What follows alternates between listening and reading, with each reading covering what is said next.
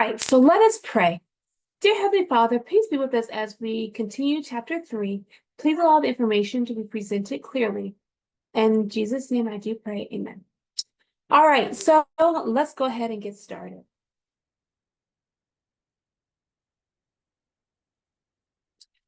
Today we are going to be talking about alkanes, different properties of alkanes, and also how they are to be named, okay? So let's go ahead and get started defining an alkane. So alkanes, as you might remember, are compounds that are carbon-carbon single bond. And they also have carbon-hydrogen bonds, okay? And so this connectivity of how carbons work can have large molecules as well as small molecules, okay? And so this is what makes that tetrahedron carbon properties so unique and so useful to being able to just study those type of compounds in and of themselves, which gives birth to the area of study of organic chemistry. Now, alkanes are described as saturated hydrocarbons, and this is because all of the carbons are accounted for the hydrogen. It has the max amount of hydrogens possible, so that is said for it to be saturated. Also, at times, they can be referred to as aliphatic compounds.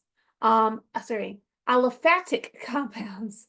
And so here are some examples of some carbons here. So the simplest alkane is methane, okay?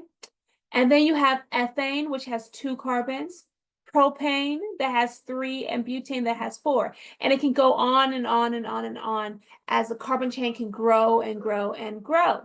If you notice, you're going to hear a lot of these methane, ethane, propane, butane. I'm sure some of those names sound familiar with you, and you're going to be hearing them throughout the lecture today. Now, the formula for an alkane with no rings in it must always be CnH2n plus 2, where C is the number of where N is the number of carbons, okay?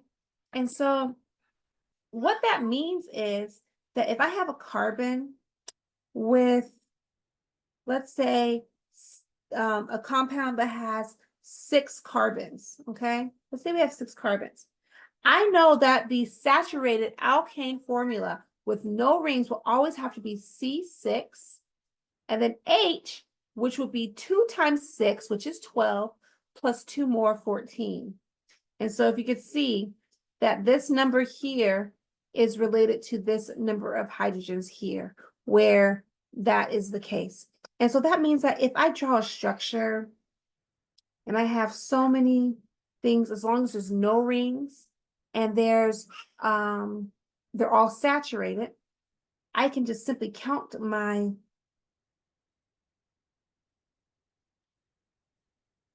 carbons. So I have 1, 2, 3, 4, 5, 6, 7, 8, 9 carbons.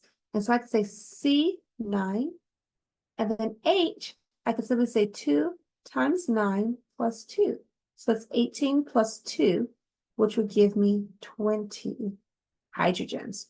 And so I could determine the chemical formula for a saturated hydrocarbon with no rings by simply using this formula and not having to actually count out all my hydrogens.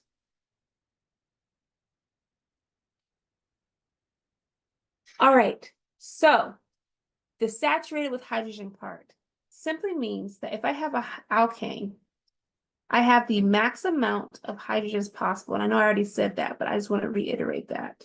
Okay, so it's the max amount giving all of my carbons 4 bonds. So there's no way I can add any more hydrogens to this. And so that's why it's referred to as saturated hydrocarbons. And I'm sure you guys have possibly heard about saturated fats or unsaturated fats. That's what that's referring to. It's referring to the saturation of the hydrogens. All right, so let's talk about what isomers are. Okay, let's talk about isomers. Now, methane, ethane, and propane are the hydrocarbons that do not have any other isomers. You can't change the connectivity of that. All right, but molecules that have more than 3 carbons can give more than one structure by rearranging the way that the carbons are oriented. So for example, if I have butane, which means carbon has 4, meaning the compound has 4 carbons, okay? I can draw it as a regular normal butane, 1, 2, 3, 4, but I can also have this structure right here, which we refer to as isobutane. Okay, this still has 1, 2, 3, 4 carbons. So it still has 4 carbons. But the rearrangement of how those carbons are positioned is different. Okay, you can also do that with pentane. So you can have a normal 5-carbon pentane, or you can have a 4-carbon chain with an extra one here. Or we can also create this structure. It's too much.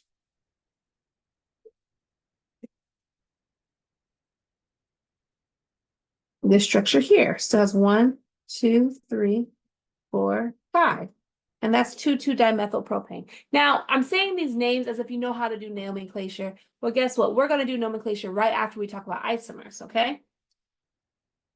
But as you can see, as the number of carbons increases, so does the number of possible isomers. So isomers, or I should say alkanes, you can have 2 types. You can have a straight chain alkane, where all the carbons are in one line together. Or you can have a branch chain alkane, and that's when you have what we call substituents, and you have branching this off of that straight chain. You have a straight chain, but then you have what we call substituents branching off, okay? And so a branch chain is an alkane with 1 or more carbon atoms connected to 3 or 4 carbons, okay? Now, isomers are compounds that have the same number and kind of atoms, but differ in the way that the atoms are arranged, all right? And so we showed that in the last slide, but let's go dig a little deeper on this. So we're talking specifically right now about constitutional isomers, okay? Constitutional isomers, they differ in the way that they're arranged, but the molecular formula are the same. So let's look at some of these examples. So we have a molecular formula here, C4H10.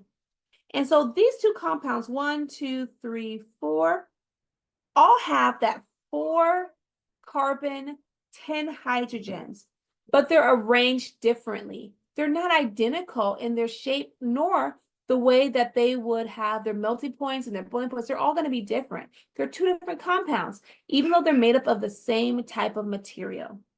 Now, you can also have isomers that have different functional groups, okay? So for the example, C2H6O, that can be either ethanol, which is an alcohol, or it could be dimethyl ether, which is an ether. So isomers do not have to have the same functional groups. They simply just have to have the same molecular formula. All right. And as you can see, each of these have the same molecular formula, but they're arranged differently. Isomers can also have the same functional groups, but those functional groups are rearranged differently. So here you have C3H9N, okay? So both of these compounds are amines, but notice on the first case, the amine is situated in the middle of the carbon chain, wherein the last one is situated on the end of a carbon chain. So those 2 are still not identical compounds. They are simply isomers, specifically constitutional isomers of each other. Now, the number of isomers that an alkane can have, again, increases exponentially. You can see that in the chart on the side. We have When there are 6 carbons, you get 5 isomers. Notice when you have 7 carbons, that number jumps all the way to 9. 8 jumps to 18, 9 to 35, and so it definitely increases exponentially. All right, to where the point is by the time you get 30 carbons, that is what? 4,111,846,763 isomers. That is a lot of different compounds just by coordinating and ordinating just 30 carbon chain. And so you can imagine of all the different marvelous molecules that can be created with organic chemistry, even using just the same simple material.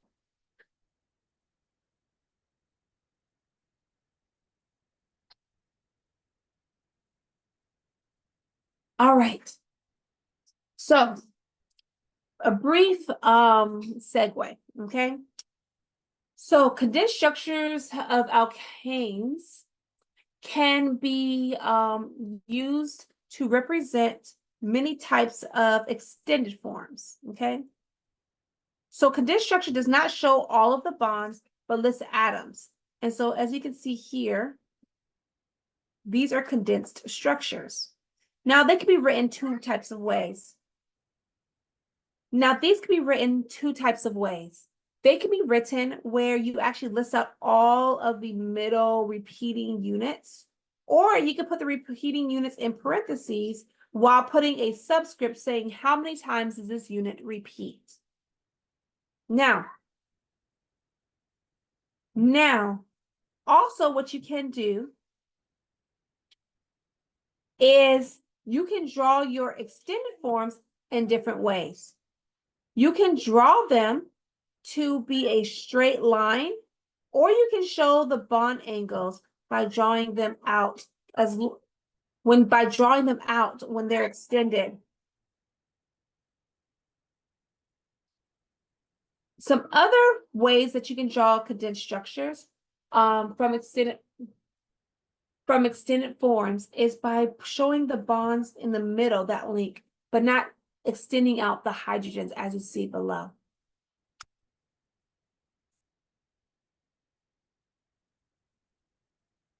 All right, so let's talk about the names of straight chain alkanes, okay?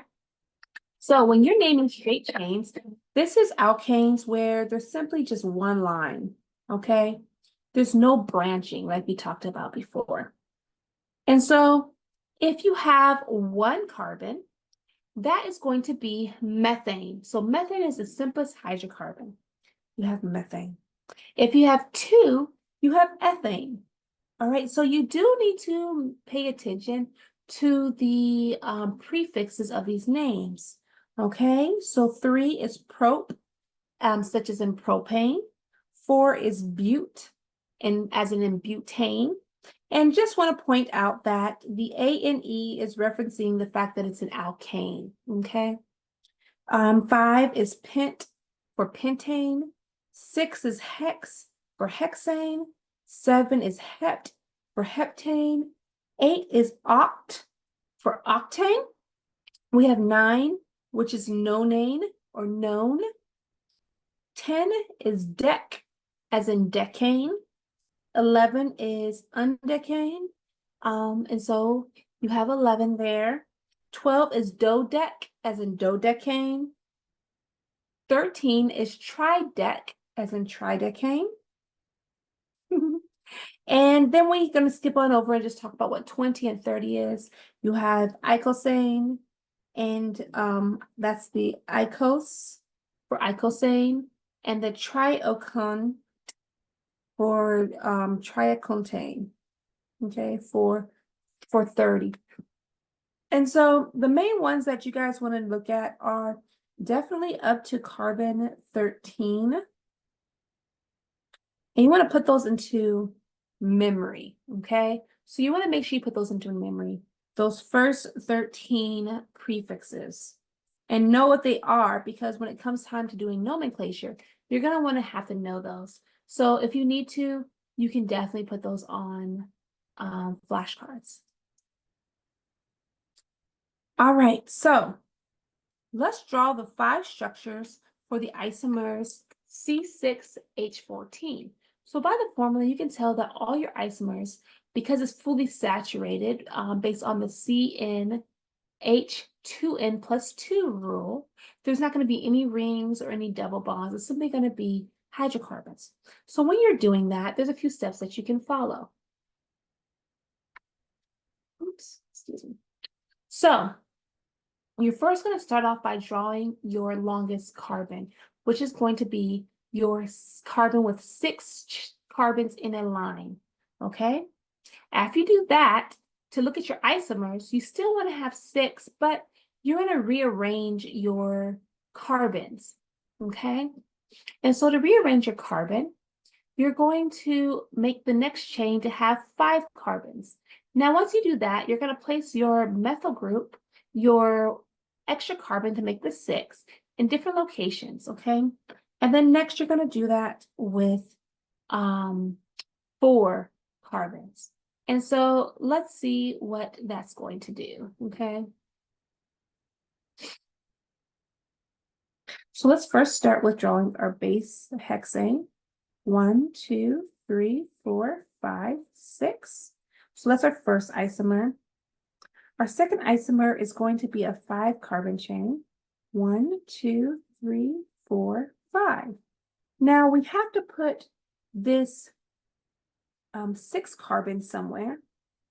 And so if I put the 6 carbon here, I'm just going to get the same structure that I got originally. So I know that's not true.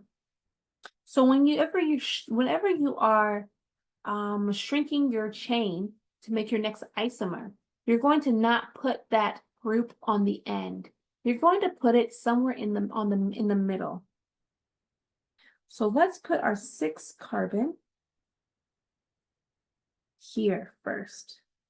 All right. So if you notice, these 2 compounds are going to still have the same molecular formula as C6H14.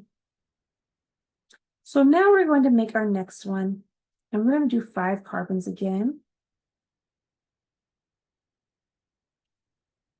First time I put it on carbon 2. And so I have another carbon that's not symmetrical, and so that's carbon 3. So I'm going to go ahead and put it on carbon 3 for my 6th carbon. Okay? And so now I have 1, 2, 3 isomers. Now, if I continue on and put it on carbon 4, if you notice, I've created the exact same compound as when I put it on carbon 2, okay? They're exactly the same. If I took it and I flipped it, I could actually put it right on top of that carbon. And so because of that, we know that that is not one of our isomers, okay? That is not one of our isomers.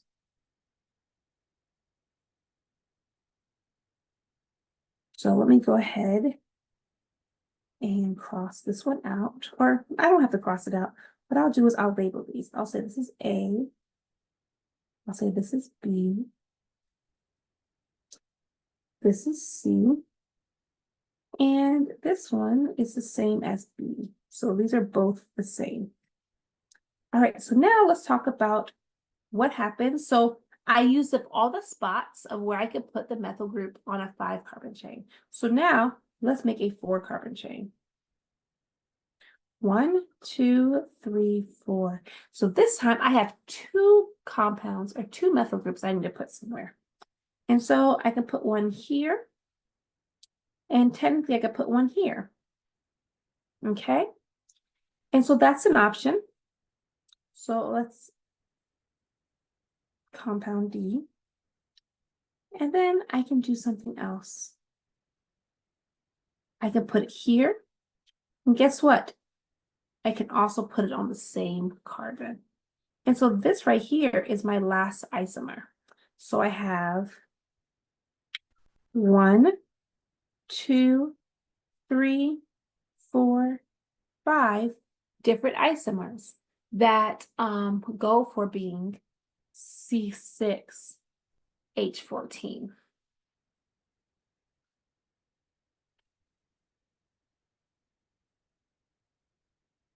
And oops, And here they go listed just so you can see them again.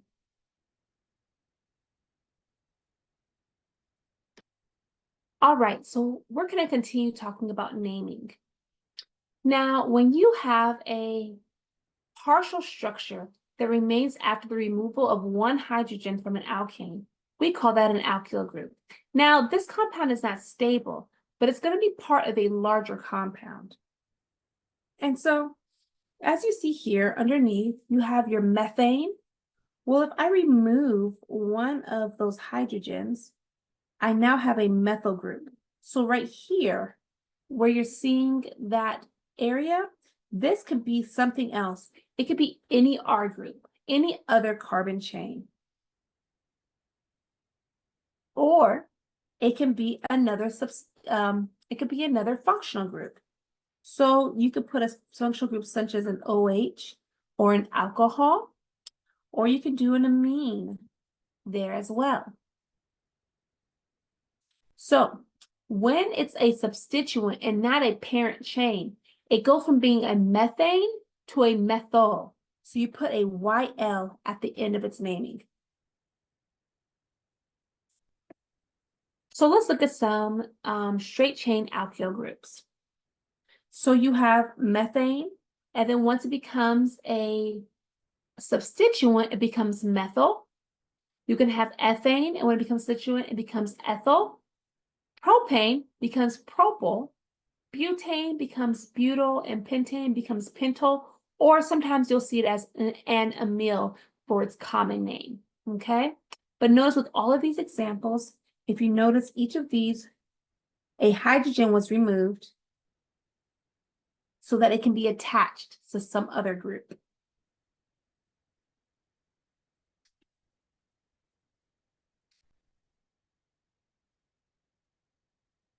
All right, so prefixes are used sometimes to represent the number of other carbon atoms attached to the branching carbon atom. Okay, and so here that you see, if you have a carbon that's attached to at least one other carbon, that's called primary. And I know we talked about this before when we were talking about primary, tertiary, and secondary. When a carbon is attached to two carbons, it's secondary. When you have 3 carbons, it's tertiary. And when you have 4 carbons, it's quaternary. Okay? Now, notice the R. The symbol R is used in organic chemistry to represent a generalized organic group. So it can be any carbon chain, okay? Or something else that's connected to it. So it's just a generalization, kind of like, I guess, a variable, like if you put N or X somewhere. So it's showing it could be a variable. It could be something different. All right, so now let's identify these alkyl groups in the structure, whether they're primary, secondary, tertiary hydrogens, okay? So let's first identify the primary. So if you notice with this carbon here, okay, that one, this carbon is connected to one other carbon. Therefore, that carbon is primary. This carbon here, which is also CH3, is connected to only one other carbon. So it's also primary. These here are connected to only one other carbon. So that is primary. Now, if we look at this carbon in the middle here, this is connected to two other carbons. So that's secondary. And then this carbon here is connected to 1, 2, 3 carbons. So that is tertiary. Now you can't have a quaternary hydrogen because if the carbon is connected to 4 other carbons, there is no space for hydrogens or any other substituent for that matter. And so whenever it's quaternary, you're only going to have carbons. So you can't have like a quaternary alcohol. You can't have a quaternary hydrogen because that carbon can't have anything else connected to it.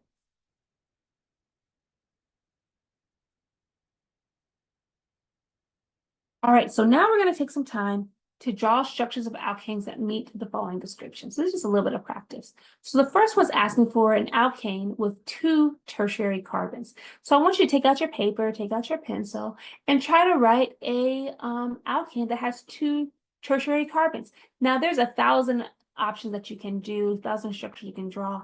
And so your answers might vary, but you just want to make sure that at least 2 of them are tertiary. So if I was going to do that, I probably would start off by drawing a carbon and then making sure the carbon has 3 other carbons attached to it. And then, let's see. Let me do it this way. 3 other carbons attached to it. And then the other one would be a hydrogen, okay? And then I would probably draw another carbon, making sure that there's 3 carbons attached to it, and a hydrogen. So now I have a tertiary carbon here.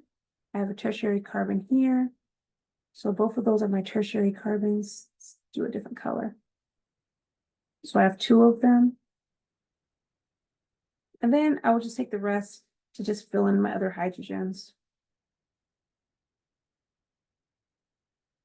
Now again, there's other ways you can do this.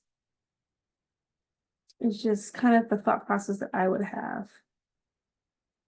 Now, for those who like to draw skeletal structures, we can do the same thing with skeletal structures. I can say, okay, this is my carbon, and I'm going to make sure that there's 3 carbons attached to it.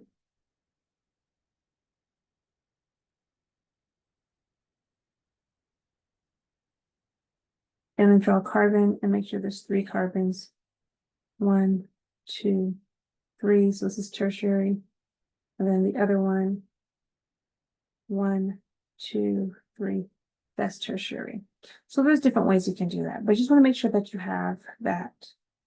Now be careful not to draw too many, and it may end up making it a quaternary carbon, because these right here now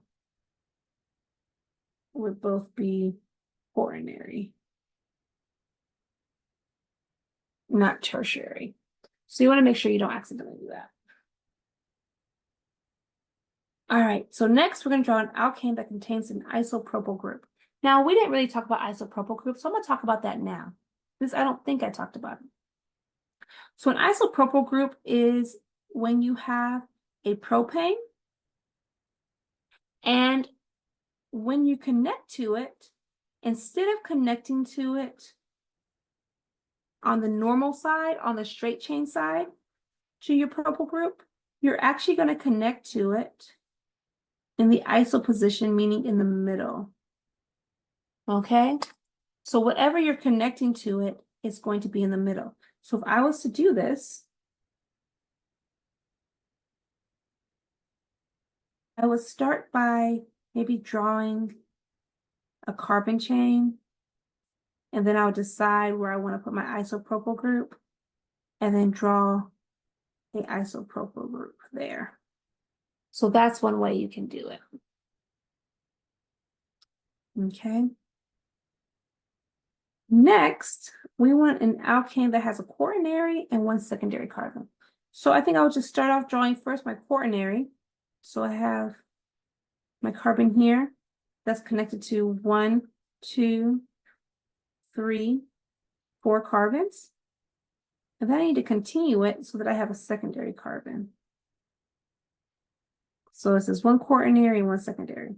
Okay, so I guess how I drew it here, I technically have 2 secondaries. I don't know if it matters if I have too many, but my secondaries would be here and here. Those are both secondaries. And then, of course, this yellow guy over here would be primary. So this would be primary, secondary, secondary. This would be quaternary. This is primary, primary, primary. All right, so let's see what answers they gave you. So it's an alkane with 2 tertiary carbons. Very good. An alkane with an isopropyl group. You can see again, the isopropyl group is a propyl group where you're connected in the middle carbon. that has quaternary and one secondary. Yeah, so they only did one. So they did this structure. That way you only have one secondary and one quaternary. Mine, I guess, technically had two. I just got carried away. All right, so now let's talk about the naming. And this is where it really gets more detailed. So for naming, the most common way, systematic way, is using the International Union of Pure and Applied Chemistry System of Nomenclature, which stands for IUPAC. And so with the IUPAC naming, what you're going to do first is to get the location of where the substituents and the functional groups are. Okay, so you want to look for the locations of the substituents and the functional groups. Next, what you're going to do is you're going to have your prefixes. And so these are going to be your substituents.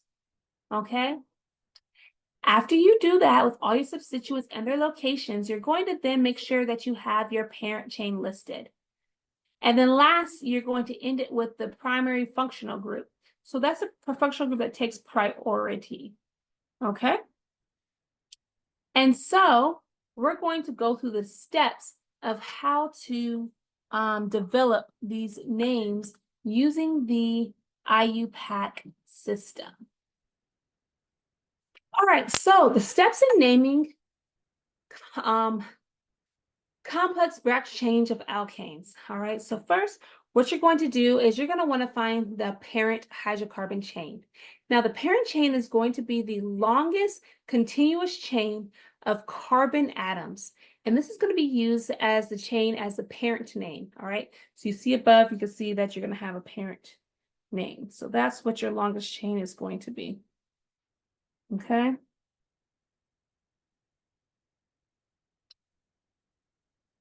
Let's figure out how to find the longest chain. So when you're numbering 1, 2, 3, 4, you can start on an end. And then once you get to a point where you have to choose which direction to go, you want to go the direction that's the longest. So that'd be 5, 6. And so that's the longest continuing chain. And so that would be referred to as a hexane. So now if I start here, I'm just going to show you guys like how to go through the process. So let's say if I started here and I said 1, 2, and then I said, okay, I could choose to go up or keep going. If I keep going, it'll be longer than if I go up. So 1, 2, so then I'll go here to 3. So 1, 2, 3. And then if I go and I say, if I go this way, I get to only 2. If I go down, I'll get 3. So I'll go 4, 5, 6. And so I may think, oh, that's the longest chain. But you have to know which end to start counting on. So that's just one end. You also will start on this end. 1, 2, 3. When you get here, you got to decide which direction to go. Obviously, you're going to go this way, 4. And then once you get here, you can go and realize if you go 5, 6, there's only 6 there. But if you go 5, 6, 7, you realize that this is actually your longest chain. So that would be a heptane. So you want to just kind of go through counting and trying to figure out where your longest chain is. And with practice, you'll get it. All right, so if 2 different chains of equal length are present, choose the one with the larger number of branches points as the parent. So if I'm looking at this, and this chain here is 6, but also if I do this chain here, as highlighted over here, there are still 6. So how do I know which way to name it? Well, if I do this, I have 1, 2 branches, 2 sets of substituents. Whereas if I go this way as my parent chain, I only have 1 substituent connecting to it. There's only 1 branch connecting to it. And so because this one only has one branch compared to this one having two branches, I'm going to go with the one that has more branches. All right, so after we do that, we got to figure out how to number our longest chain. You're always going to number your chain at the end near the first branch point. Number each carbon atom in the parent chain. And so if you notice here, if I number this one, so well, let's start here. We identified where the longest chain was. So we know that this is the longest chain. So now you have to decide which way to number it. If I start on this end, I have a substituent here that's at a 3, and a substituent here that's on 4. And we're naming the carbon that is attached to. If I number it going the opposite direction, numbering it this way, then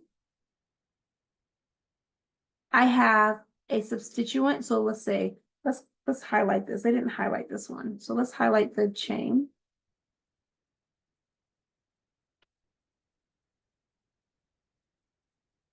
The substituent would be here, which is 5, and substituent here, which would be 4.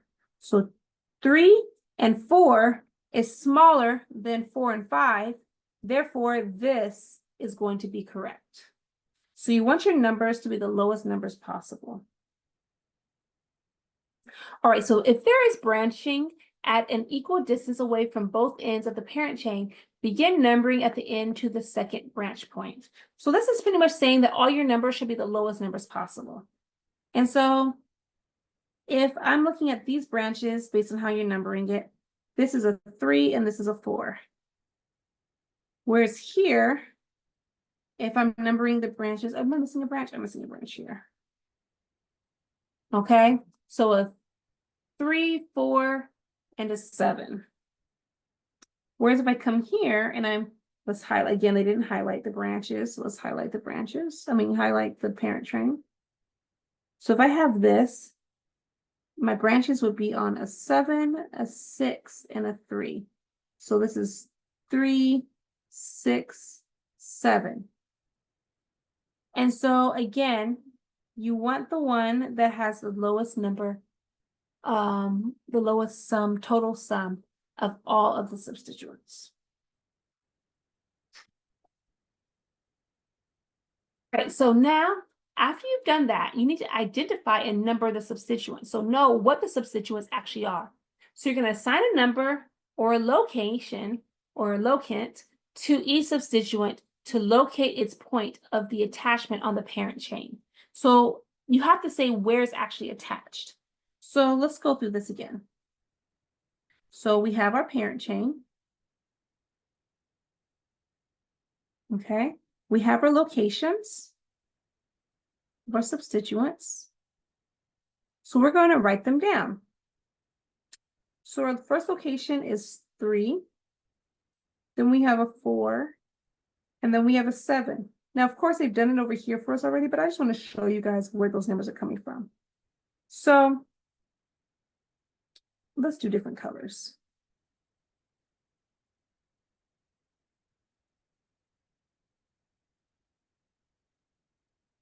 So the first one, which is 3, has 2 carbons. So that substituent has a carbon chain of 2. So that would be F. And because it's a substituent, you would say ethyl. The next one has a location of 4. This has only 1 carbon. So can you guess what that would be? Methyl. This one, which I definitely circled wrong. I circled part of the carbon chain. I was getting excited. It's supposed to be here. Is on carbon 7. And this is also still 1, so this will also be methyl. Okay. Now, if I was to name this, I'm going to want to make sure that I have the location and the name of each of the substituents. Now, before I move on and talk about how to actually write these, let's give you one more rule. If there are two substituents on the same carbon, give both the same number. Okay, so let's look down here. Your methyl is on 2. And then you have another methyl that's on 4. But guess what? You have another substituent down here, which is still connected to the same carbon 4. Both of these substituents are connected to 4. So this 4-ethyl will also be listed. So it's okay for a substituent to be on the same carbon. All right, so how do we write this all together? So after you're done identifying your locants and your substituents, and you know what your parent chain is, you're going to put it all together as one single word. So let's look at the first one. We have our parent chain. We've numbered it correctly to give our substituent the lowest number possible. And so it's on a 3. It's a methyl group. And then your parent chain is hexane. So 3-methylhexane.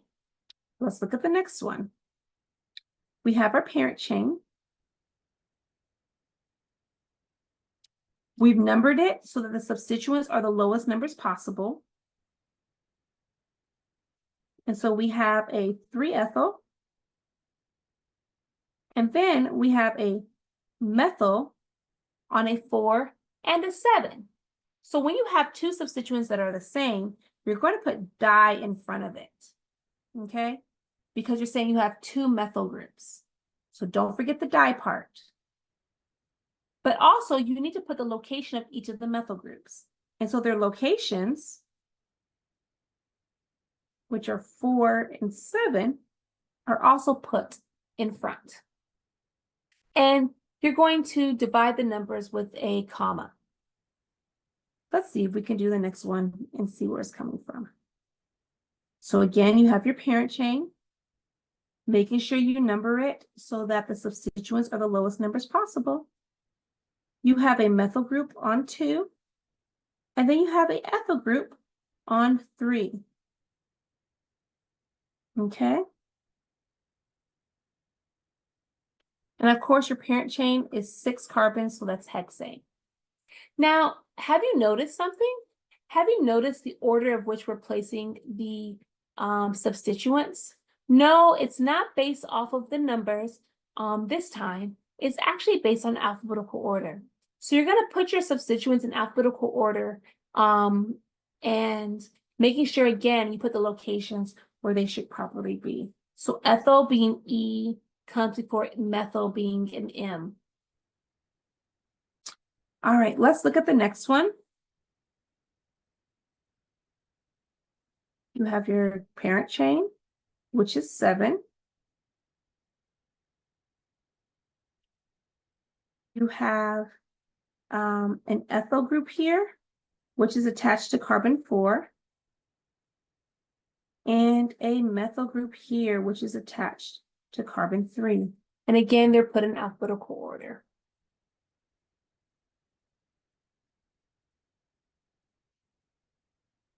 All right, so again, we have longest chain, which is 6, so hexane. We have 2 methyls, so that's dimethyl. They're on the 2 and the 4. Then we have our ethyl group on also carbon 4. There.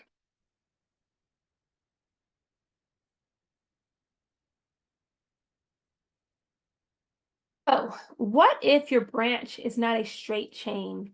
If your substituent is not a straight chain, but is branched, excuse me. If your substituent is not a straight chain, is branched, you're going to name it using the same rules as if it was a compound in and of itself. Just make sure that when you end it with the substituent propyl suffix. And so I would still find my longest chain and call it decane. And then I would identify my substituents. The two methyl ones are fairly easy on the 2 and the 3. And then for naming this, because it's branched, I would count from this way. So count from where it's attached. 1, 2, 3.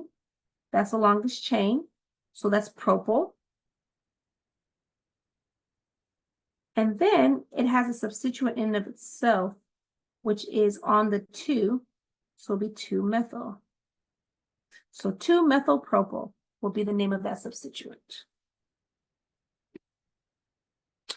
All right, let's see if you guys can give the IUPAC names for these. Now, they're drawn in a very interesting way.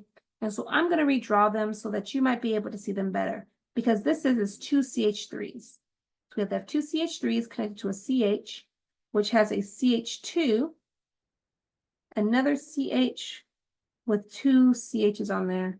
So we have 1, 2, 3, 4, 5. 1, 2, 3, 4, 5. Which, let me draw it one more time.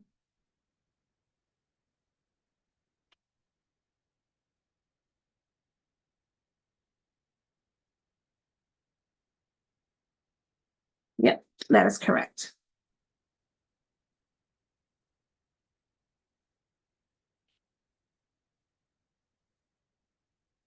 I'll let you guys name that.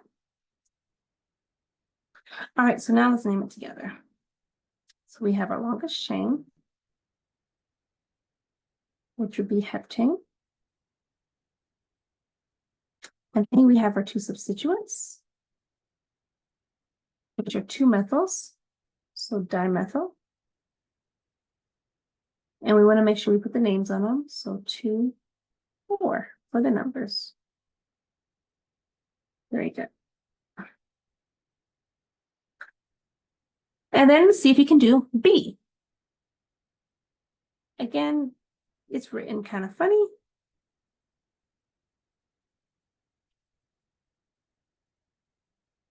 Let's do it this way. So let me show you how I do it the easy way. So I'm going to count this as 1, 2, 3, 4, 5 carbon chain. 1, 2, 3, 4, 5 carbon chain. On the 2, it doesn't just have 1 CH3, but it has 3. So we're going to put the other 3 CH3s on the 2. And then on the 5, you have 2 more CH3s. And so that's the structure there. And so if you're counting this to get the name,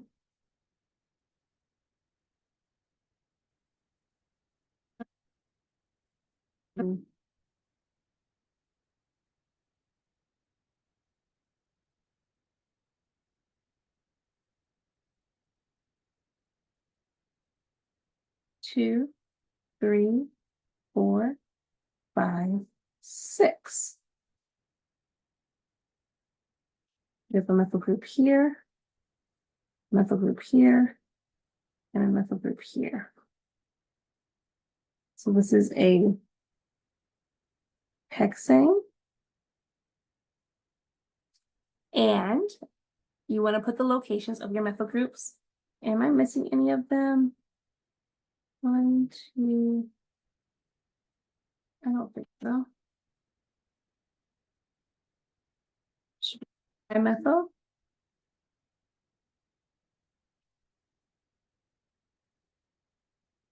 And this would be 2, 2, 5. Yes, that should be correct.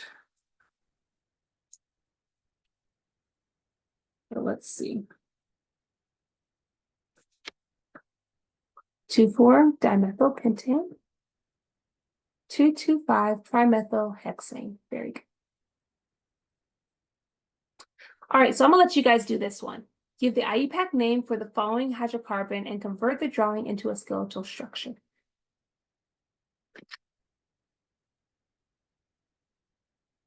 All right, so let us do this together now. So we're gonna count the longest chain.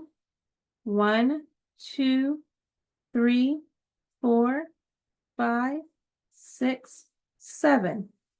The reason why I counted that way is because I would get to substituents faster or more substituents faster if I counted it that way versus if I counted the other way. And so I have substituents. I have 2 methyl groups. That's not bright enough. I have 2 methyl groups here. I have a methyl group here and a methyl group here. Okay, so because I have 7 carbons, that's going to be heptane.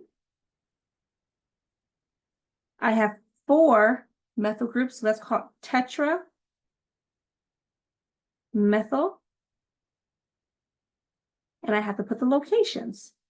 The locations are going to be 3, 3, 4, 5. Very good. Now, as far as the skeletal structure, I'm going to show it to you guys here. And if you name it, number it, you can see the same thing. 1, 2, 3, 4, 5, 6, 7 with your methyl groups on the 2 3s, the 4, and the 5.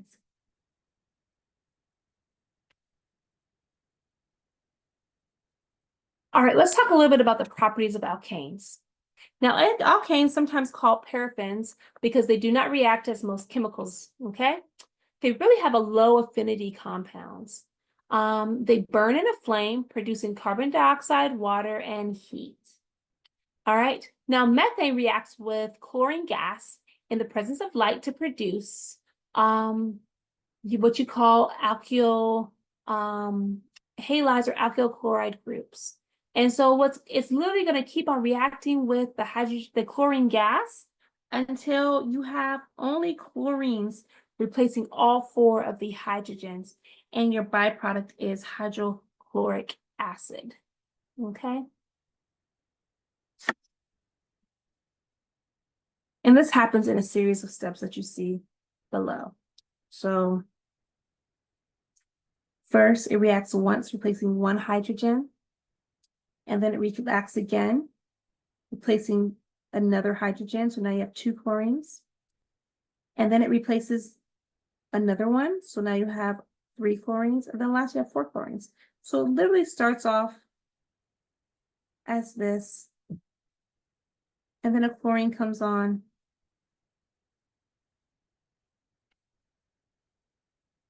This. And then the next chlorine comes on. And so you get this. And then another chlorine comes on.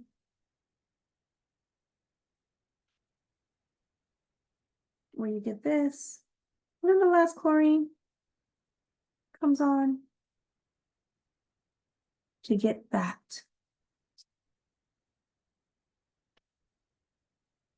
Now, boiling points.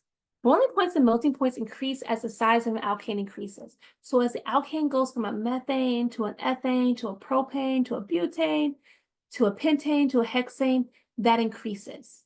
Another thing that causes your alkanes to increase its melting point and boiling point is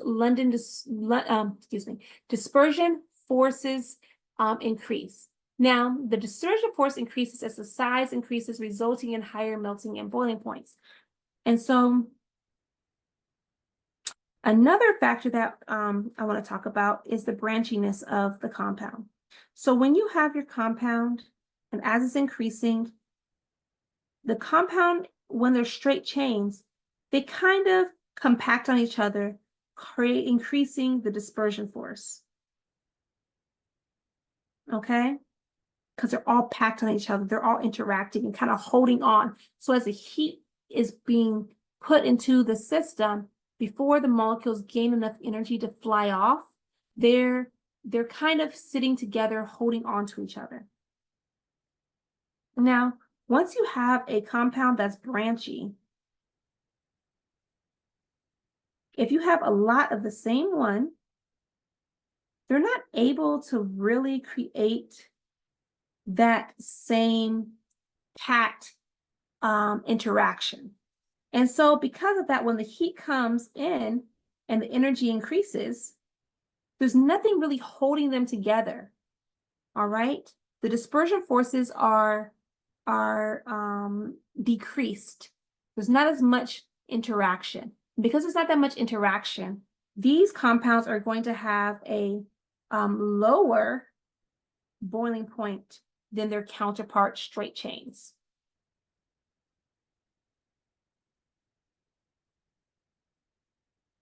All right, so here you can see as the increase of the number of carbons, you see that increase in the melting point and the boiling point, okay?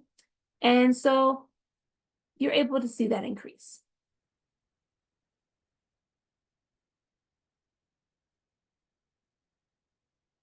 And guess what? That is the end of this section. And we'll continue the conversation of hydrocarbons, and we will continue then. If you have any questions, don't forget to leave comments and feedbacks at the end.